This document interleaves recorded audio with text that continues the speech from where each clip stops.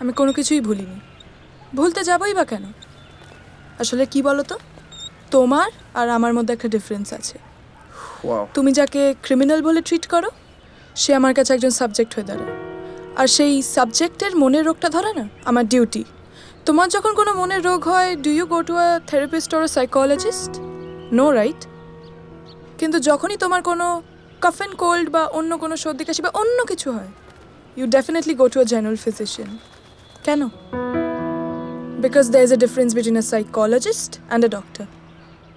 এই মনের রোগগুলো ধরো না আমার প্রফেশনাল এথিক্সে পড়ে, যাতে ওরা ভবিষ্যতে একটা ভালো লাইফ লিড করতে পারে।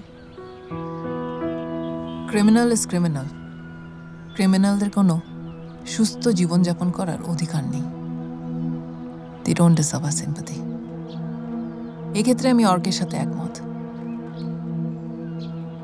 ক্যাপিটাল পানিশমেন্ট যতক্ষণ না পার্মানেন্ট হচ্ছে, রেপ মুড়ি মুড়কির মতো হতে থাকবে। Sorry ma'am, I cannot agree with you on this.